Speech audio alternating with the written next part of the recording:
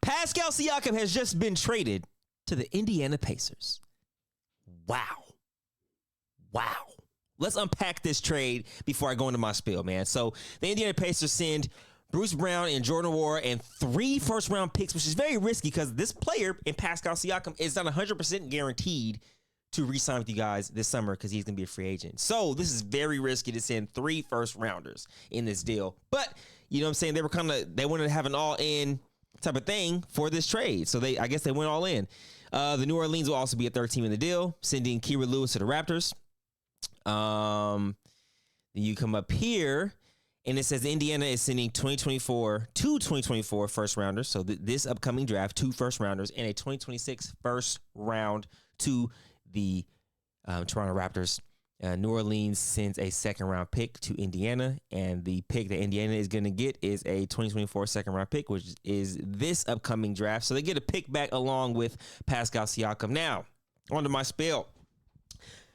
Excuse me. I've gone on the record to say that I don't think the Sacramento Kings should go after Pascal Siakam, but just because he's on an expiring contract, is getting a little bit older, and I don't think he would fit necessarily in our system because we would have to give away Keegan Murray, right? So it's like, does he fulfill Keegan Murray's role?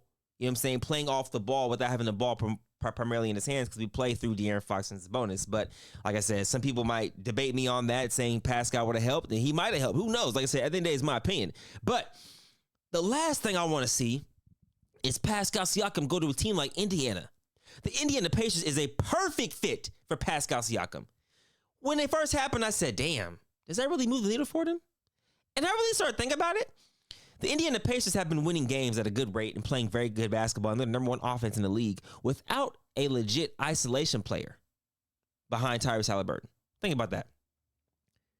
Tyrese Haliburton has been accounted for, or he's responsible for, about 57% of the team's assists when he's on the floor. So the ball goes through Tyrese Haliburton pretty much every possession, right?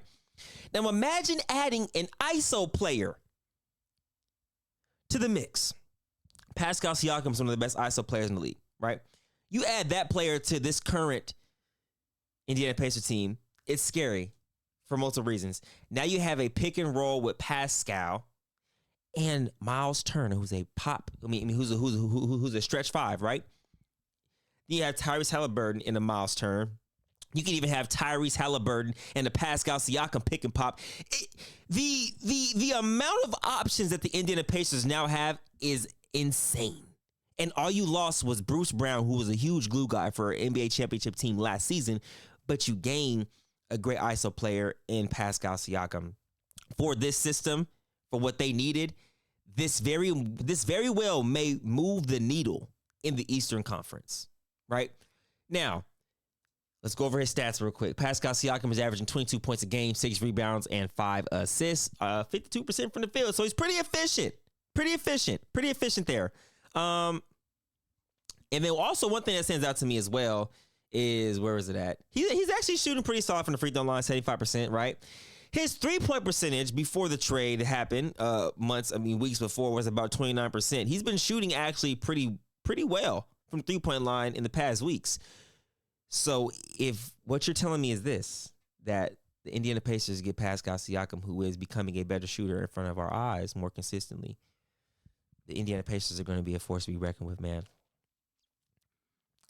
This is, in my opinion, one of the worst case scenarios that could have happened. How can I say this?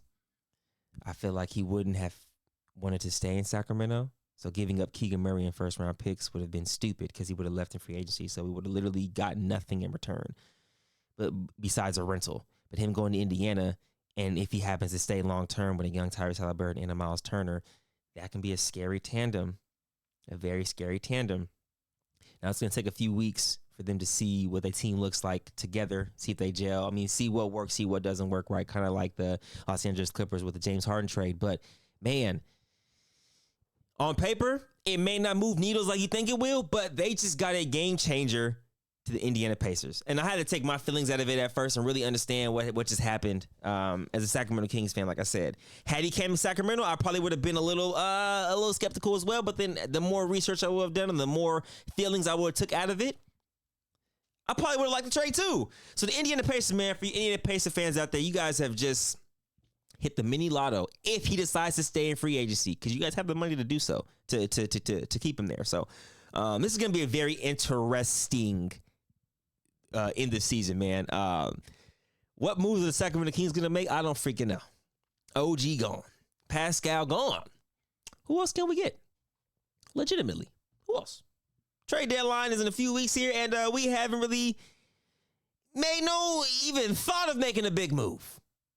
I get it, though. We weren't going to give up Keegan Murray for Pascal Siakam. Of course, no way. No way, shape, or form. I'm keeping Keegan Murray because that is our future star right there. But, man, if we would have been able to keep Keegan Murray and add Pascal, and Pascal bought into our system, it could have worked. But if Pascal wanted the ball in his hands, I don't know how that works. Pascal has room to have the ball in his hands in Indiana because they don't have that ISO guy outside of Tyrese Halliburton, man. So I'm really excited to see how this works. Like I said, the NBA is now just ramping up again. Every trade deadline, I feel like something happens that just flips the NBA on the ass. And yeah, man, this is exciting. This is exciting. This is exciting. We played the Indiana Pacers tonight in Sacramento. I may or may not be at the game. I don't know. But I think Tyrese Halliburton comes back tonight, so it's going to be pretty excited to see. But yeah, man, that's my spiel. Yeah, Indiana, you guys hit the mini lotto, man. Congratulations. Sacramento Kings, you're still on the clock. Let's do something and lock in. Appreciate y'all. Hit that like button, subscribe. Sayonara. We out this thing.